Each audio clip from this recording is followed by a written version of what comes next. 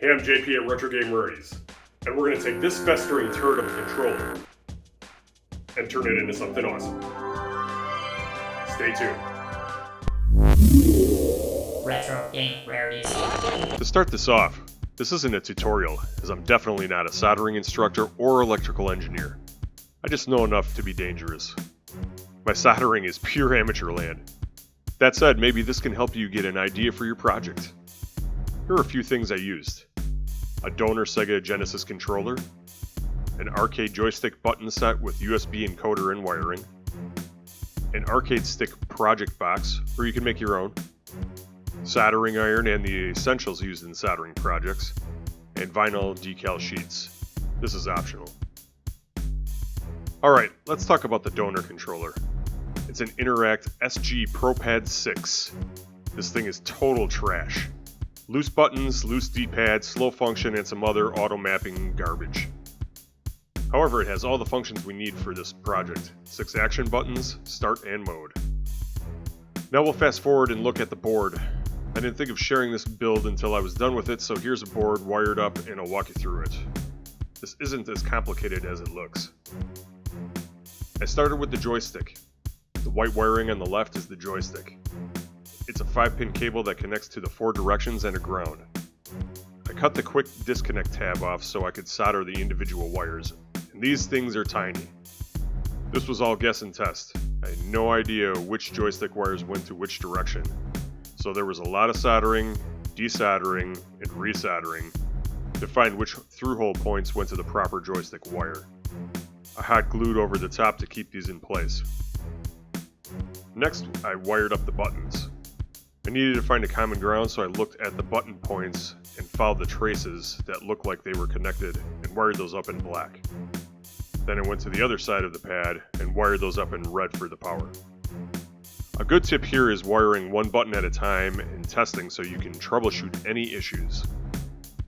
When I was satisfied with the wiring, I proceeded to place the vinyl graphic on the box top. I used inkjet vinyl decal paper for the prints and a craft knife to cut the design out, then just placed it. Now it's time for the fun part. Put it together and give it a go. There's something just so satisfying in using an arcade stick in a beat-em-up shooter or fighter. Here's a little TMNT of Rage, the final shell shock. This is the definitive hack of this game. It has proper title screen, increased speed, and pizza power-ups.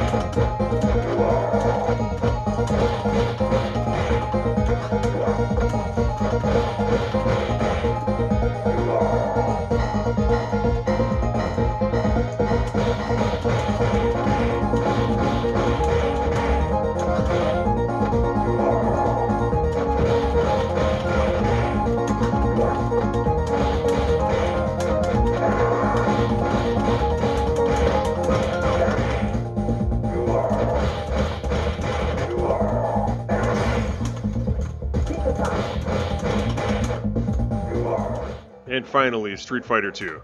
This game obviously needs no explanation. It's the benchmark of fighting games.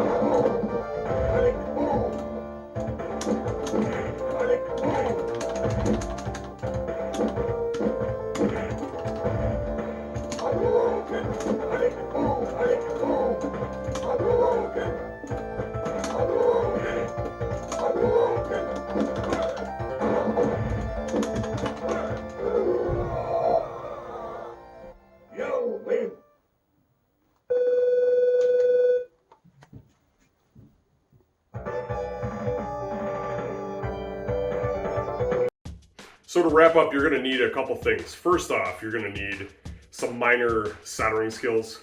You don't need to be an electrical engineer. You'll be able to figure this out if you have some minor soldering skills. But the main things you'll need are a Genesis controller. I would not recommend wrecking an original OEM controller. I mean, do what you want to do, it's your things. But you can get clones from AliExpress or Amazon, which is a great starting point. Make sure you get the 6-button controllers. And then go ahead and grab an arcade case. If you don't want to make your own, you can get those again off of Amazon or AliExpress. And a set of buttons and a joystick. And those are the main things that you can use to make a custom DIY Sega Genesis joystick. So if you enjoyed this video, please hit like, subscribe, leave a comment. What are your experiences with making DIY joysticks? Again, this is JP at Retro Game Rarities. Thanks for watching.